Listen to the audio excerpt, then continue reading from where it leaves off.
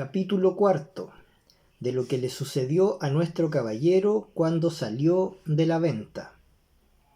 La del alba sería cuando Don Quijote salió de la venta, tan contento, tan gallardo, tan alborozado por verse ya armado caballero, que el gozo le reventaba por las cinchas del caballo.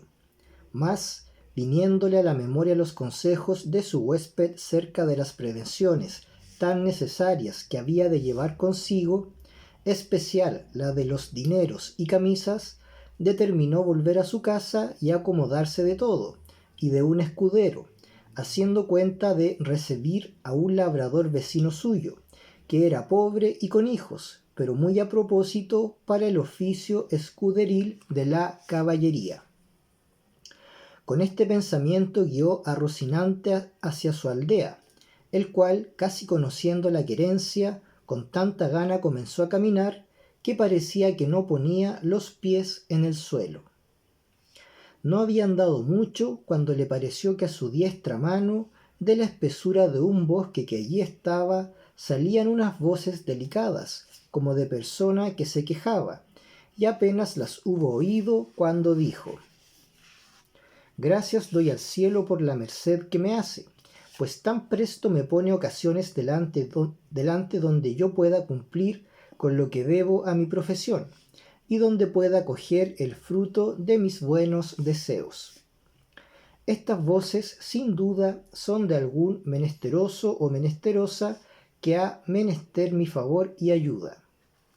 Y, volviendo las riendas, encaminó a Rocinante hacia donde le pareció que las voces salían. Y, a pocos pasos que entró por el bosque, vio atado una yegua a una encina, y atado en otra a un muchacho, desnudo de medio cuerpo arriba, hasta de edad de 15 años, que era el que las voces daba, y no sin causa, porque le estaba dando con una pretina muchos azotes un labrador de buen talle, y cada azote le acompañaba con una reprensión y consejo. Porque decía: «La lengua queda y los ojos listos», y el muchacho respondía: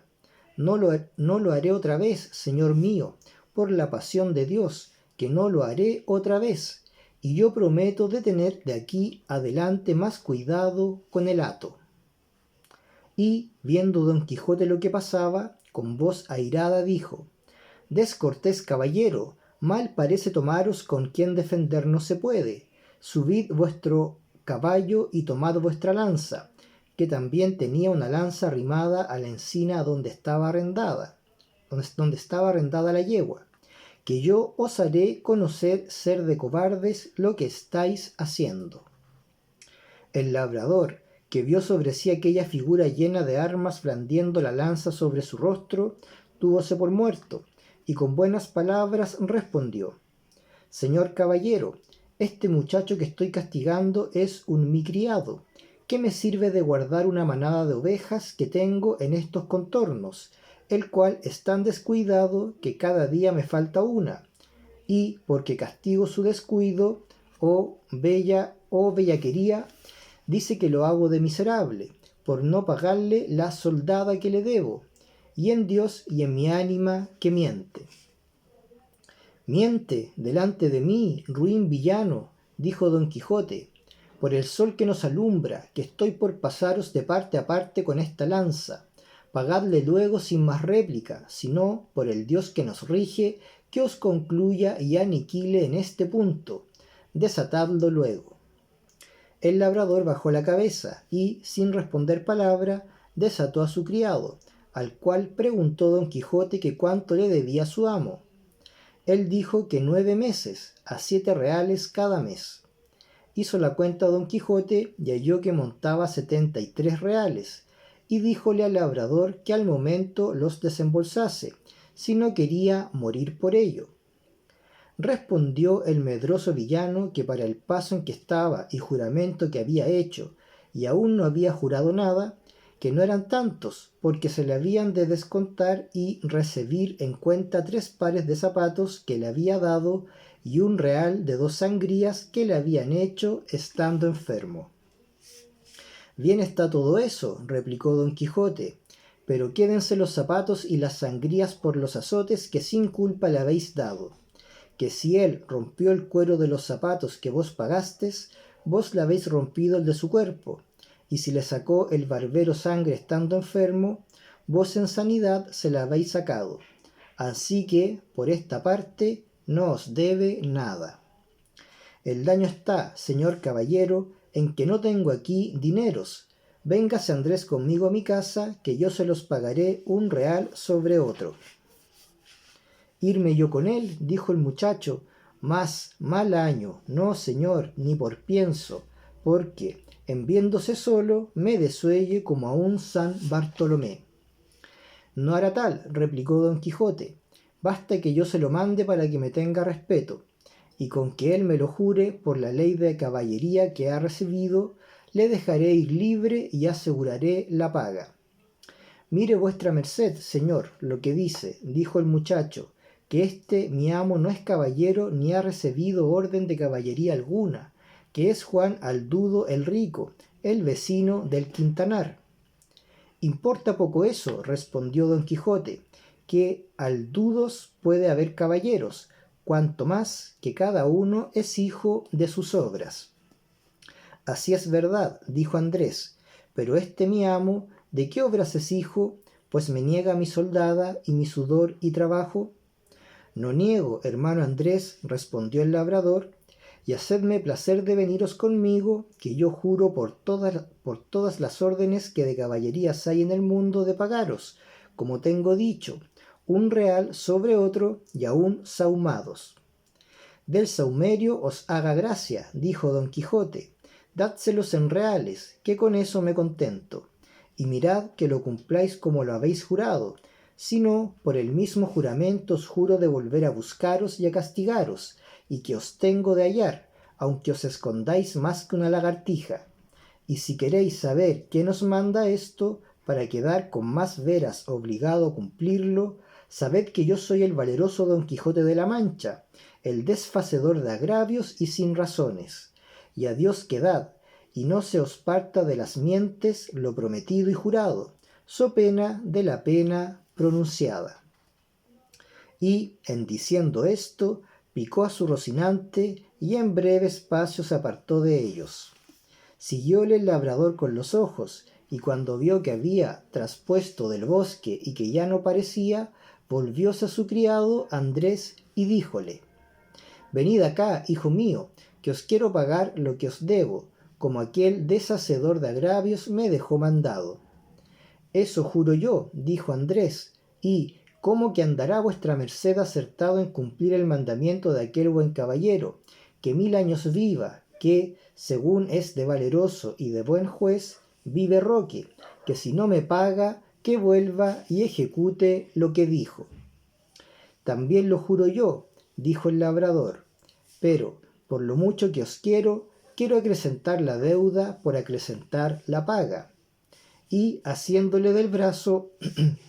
le tornó a atar a la encina, donde le dio tantos azotes que le dejó por muerto. Llamad, señor Andrés, ahora, decía el labrador, al desfacedor de agravios. Veréis cómo no desface aquéste, aunque creo que no está acabado de hacer, porque me viene gana de desollaros vivo, como vos temíades. Pero, al fin, le desató y le dio licencia que fuese a buscar su juez para que ejecutase la pronunciada sentencia. Andrés se partió algo mohíno, jurando de ir a buscar al valeroso don Quijote de la Mancha y contarle punto por punto lo que había pasado, y que se lo había de pagar con las setenas. Pero, con todo esto, él se partió llorando y su amo se quedó riendo. Y de esta manera deshizo el agravio el valeroso don Quijote, el cual, contentísimo de lo sucedido, pareciéndole que había dado felicísimo y alto principio a sus caballerías, con gran satisfacción de sí mismo iba caminando hacia su aldea, diciendo a media voz: Bien te puedes llamar dichosa sobre cuantas hoy viven en la tierra, o sobre las bellas, bella Dulcinea del Toboso, pues te cupo en suerte tener sujeto y rendido a toda toda tu voluntad y talante a un tan valiente y tan nombrado caballero como lo es y será Don Quijote de la Mancha, el cual, como todo el mundo sabe, ayer recibió la orden de caballería y hoy ha desfecho el mayor tuerto y agravio que formó la sinrazón y cometió la crueldad. Hoy quitó el látigo de la mano a aquel despiadado enemigo que tan sin ocasión vapulaba a aquel delicado infante. En esto llegó a un camino que en 4 se dividía, y luego se le vino a la imaginación las encrucejadas donde los caballeros andantes se ponían a pensar cuál camino de aquellos tomarían, y, por imitarlos, estuvo un rato quedo, y al cabo de haberlo muy bien pensado, soltó la rienda a Rocinante, dejando a la voluntad del Rocín la suya, el cual siguió su primer intento, que fue el irse camino de su caballeriza. Y, habiendo andado como 2 millas, descubrió Don Quijote un grande tropel de gente, que, como después se supo, eran unos mercaderes toledanos que iban a comprar seda a Murcia. Eran 6, y venían con sus quitasoles, con otros 4 criados a caballo y 3 mozos de mulas a pie. Apenas los divisó Don Quijote cuando se imaginó ser cosa de nueva aventura, y, por imitar en todo cuanto a él le parecía posible los pasos que había leído en sus libros, le pareció venir allí de molde uno que pensaba ser, y así, con gentil continente y denuedo, se afirmó bien en los estribos, apretó la lanza, llegó la adarga al pecho y, puesto en la mitad del camino, estuvo esperando que aquellos caballeros andantes llegasen, que ya él por tales los tenía y juzgaba. Y cuando llegaron a trecho que se pudieron ver y oír, levantó Don Quijote la voz y con ademán arrogante dijo: todo el mundo se tenga, si todo el mundo no confiesa que no hay en el mundo toda doncella más hermosa que la emperatriz de la Mancha, la sin par Dulcinea del Toboso.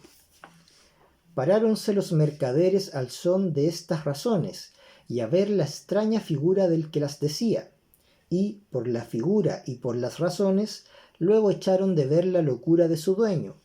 mas quisieron ver despacio en qué paraba aquella confesión que se les pedía, y uno de ellos, que era un poco burlón y mucho discreto, le dijo: señor caballero, nosotros no conocemos quién sea esa buena señora que decís, mostrádnosla, que si ella fuere de tanta hermosura como significáis, de buena gana y sin apremio alguno confesaremos la verdad que por parte vuestra nos es pedida.